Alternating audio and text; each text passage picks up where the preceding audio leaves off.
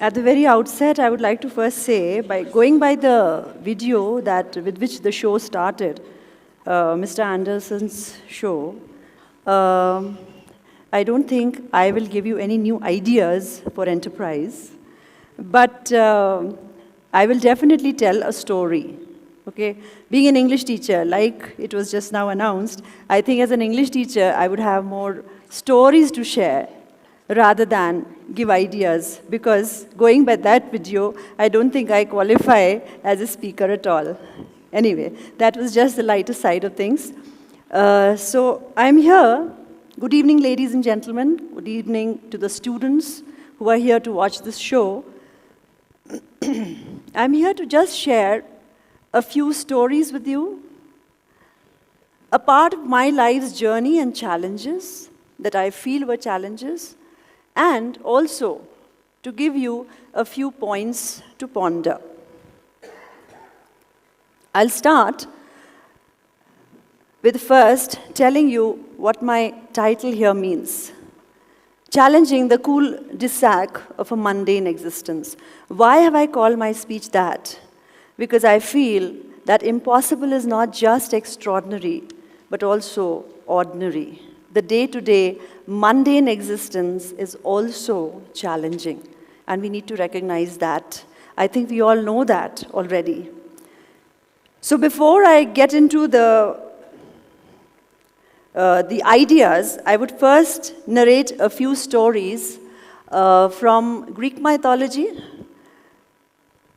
Heracles from Greek mythology was one of the greatest heroes.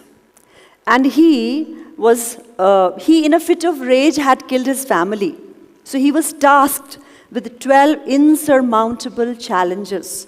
Haven't we all heard of Herculean task? The expression, the adage comes from there. So Hercules had to kill a lion. He had to capture a 3-headed dog, Cerberus. These are a few of the challenges that I'm mentioning here. Then, of course, the 9-headed Hydra monster had to be slayed. All of this he accomplished, and many more. And he earned for himself a place amongst gods, the Greek gods. Another Greek hero, Sisyphus. In the myth of Sisyphus, we study that Sisyphus had cheated death. He had even captured death. That led to chaos in the mortal world. So what exactly happened was that he was punished for eternity. He was punished to push a rock up the hill for eternity, only to see it rolling down back again the moment he reached the top. So what do we see there? We see the juxtaposition of the absurdity of fate against human struggle. Another novel, famous one, by Melville, Moby Dick, has Captain Ahab. Captain Ahab was driven by the urge to take revenge against Moby Dick, the name of the novel being Moby Dick. He wanted to kill this giant whale. And he pitted his forces against a relentless nature. Coming to the more recent ones, we have Katniss Everdeen from the Hunger Games, Harry Potter from the very own Harry Potter series, Baggins from the Lord of the Rings. So what do these heroes tell us, and why are they there? Basically, they symbolize the human quest of a monumental feat of defeating something which is considered insurmountable till that point in time. That is the quest which is symbolized by all of these heroes. So, when I decided, we are not heroes, we are living a mundane existence, a day-to-day existence. So, when I decided to leave the cozy confines of a well-settled life in a big city, what was I thinking? I was trying to push the boundaries of my resilience. I was trying to push the boundaries of my skill to unlearn and relearn. I was also trying to push the boundaries of my tenacity, both mental and physical, to achieve something new, to grow. The choice that I made nearly a decade ago has helped me to grow. It has redesigned and redefined my life. Therefore, and we see that whenever there is growth, there is a change of perspective. We speak a different language, we ask different questions, we make informed choices. All of that happens when we grow. The profile of a teacher has changed. In the current context, it has metamorphosed. It has metamorphosed into something totally new. A teacher is a counselor, she's a guide, she's a mentor, she's an absent parent, she's a sibling, and she's a friend, all rolled into one. Now, how challenging is that?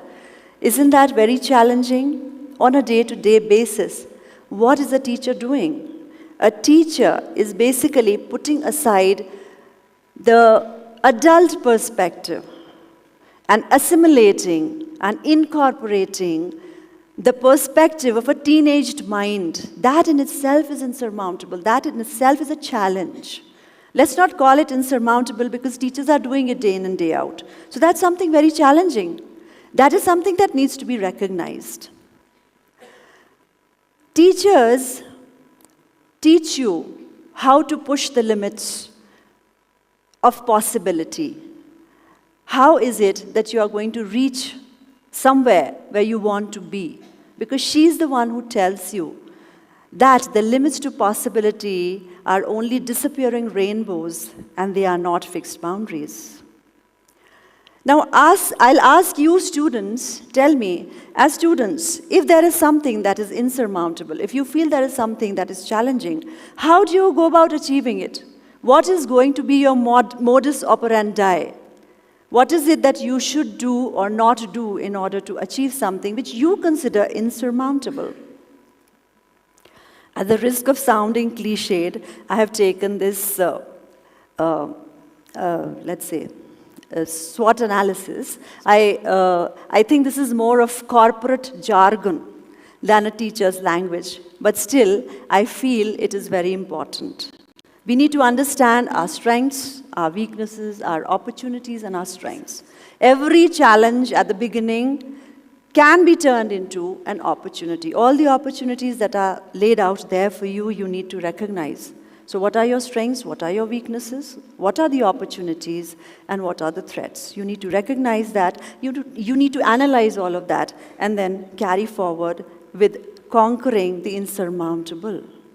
The first thing that you need to do, we all have regimens. When we go to the gymnasium, we have a regimen. For beauty treatments, we have regimen. Women know that, right? So, for growth also, there has to be a regimen. What kind of regimen should you be following in order to grow, in order to achieve the insurmountable? First and foremost, you have to have a growth mindset. The mindset has to change. You have to be persevering, you have to have the right attitude, you have to have focus. If you don't have all of this, then it is difficult to say that you want to challenge anything or you want to achieve anything in life. First, find out why. Is there anything that is insurmountable for you? If you think it is, what is it? And ask yourself, are you fired enough to go after it? Do you have the right kind of motivation to go after it? So once you ask the why, you will also get an answer to what and how. That also will happen. Along the way will come failures, and you have to learn to embrace them. It's very important because they are part of the process. In order to achieve something, failures are the ones which will be the stepping stone towards your destination. We always have heard that a journey is better, or a journey teaches you more than reaching the destination. Therefore, embrace your failures along the way. A strategic plan. It's important to have a plan. You cannot go around, groping in the dark, not knowing which side to go. I want to conquer the world, but then I don't know what exactly is my plan. Plan is important. Once you've decided what your goal is, and if it is insurmountable, break it down. You think it's too high a goal for you to achieve, break it down into sub goals if need be. Deconstruct it to the lowest common denominator. Bring it down to that level where you can achieve it step by step, foot by foot, each day. It's important to do that. Building momentum.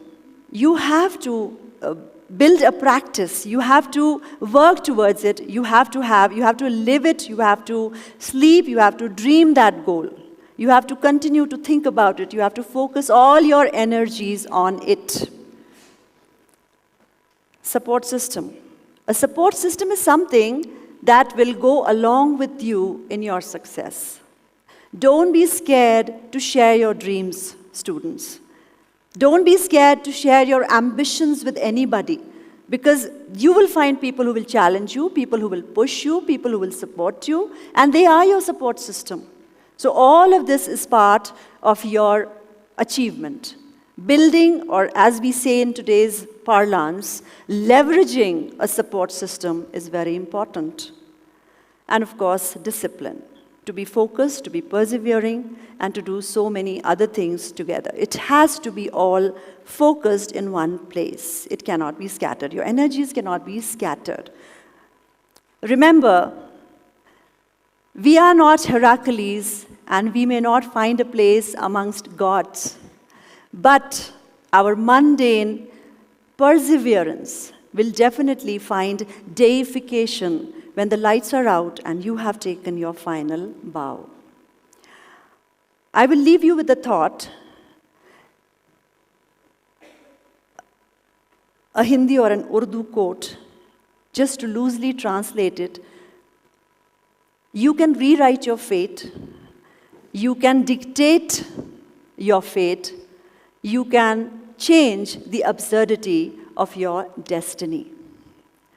खुदी को कर बुलंद इतना कि हर तकदीर से पहले, खुदी को कर बुलंद इतना कि हर तकदीर से पहले, खुदा बंदे से ये पूछे, बता तेरी रज़ा क्या है. Thank you.